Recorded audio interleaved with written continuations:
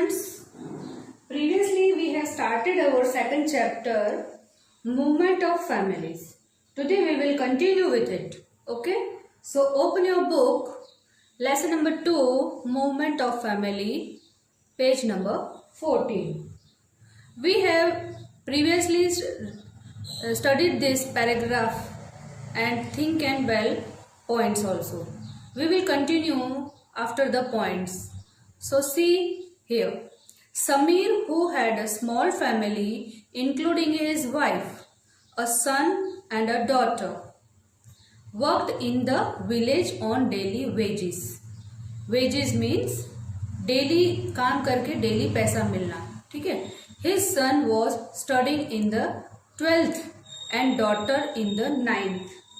मतलब यहाँ पे क्या कह रहे हैं कि समीर जिसकी छोटी फैमिली है, उसकी फैमिली में उसकी बेटी है, बेटा है और उनकी पत्नी है, और वो कहाँ रहते हैं? गांव में, और डेली वेजेस में काम करते हैं. मतलब डेली काम करना और मजदूरी करना और पैसा कमाना, उसको डेली वेजेस बोलते हैं.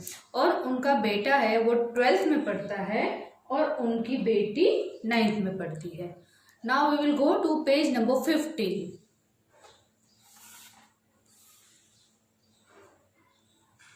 See here, daughter in the class 9th. I have told you that बेटी है वो 9th में पढ़ती है, ठीक है.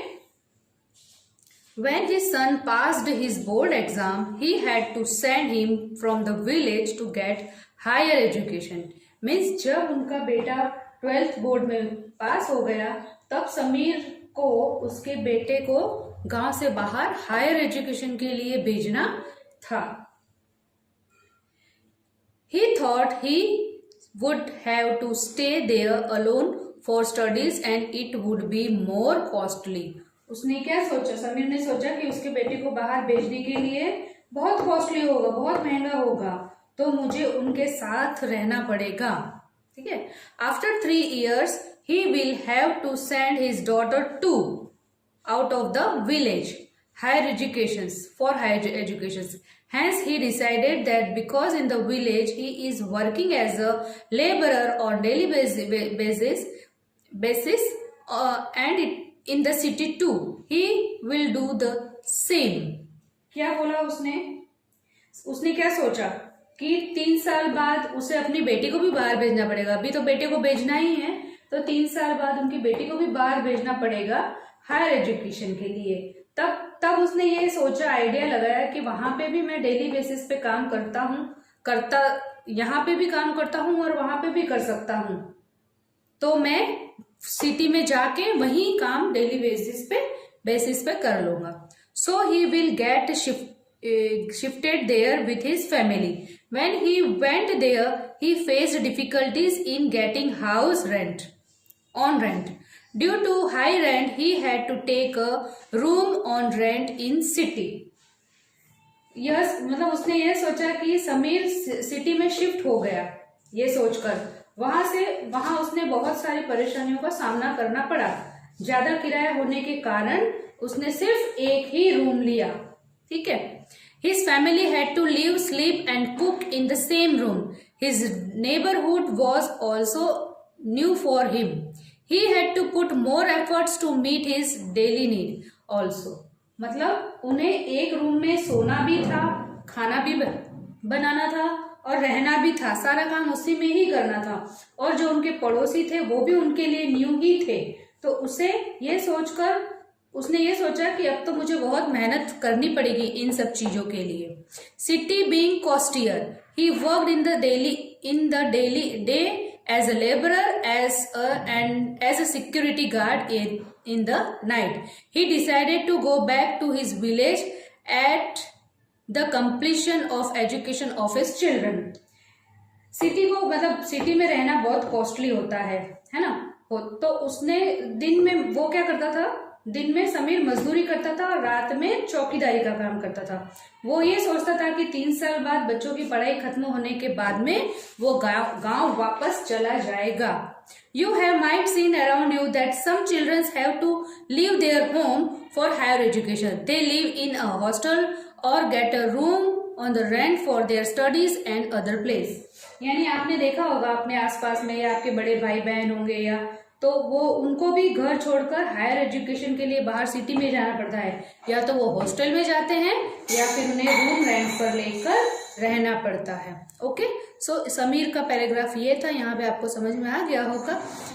After that it is do you know, आपको पता है। अब यहाँ पे क्या लिखा है, sometimes family have to move out of their native country from educational, occupational and various other reason. No matter where they roam, they always know that they have a home to go back to their family home. यानी कि वो आपने मतलब देखा होगा families को mostly अपना native place या नेटिव कंट्री छोड़कर बाहर जाना ही पड़ता है। क्यों जाना पड़ता है? एजुकेशन के तौर पे या फिर ऑक्यूपेशन यानी कि कामकाज के लिए, या फिर कुछ और रीजंस भी होते हैं, लेकिन वो रीजन उनके लिए मैटर नहीं करता है। वो लेकिन इधर उधर रोम करते ही हैं काम के लिए या एजुकेशन के लिए।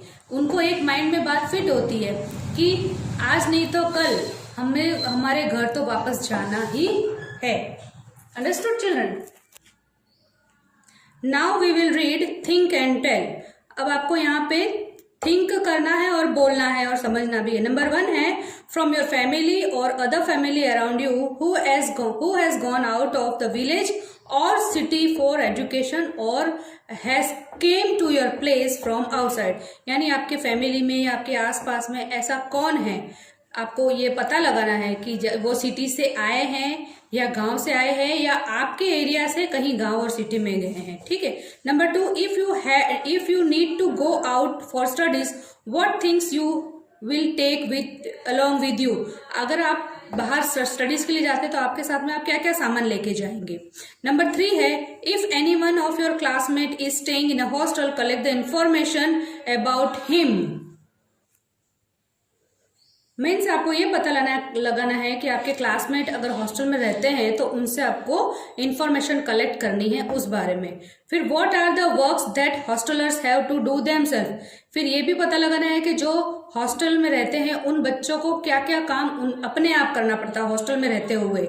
What are the reasons for which people move from one place to another. क्या रीजन होते हैं जो एक जगह से दूसरी जगह पर लोगों को जाना ही पड़ता है।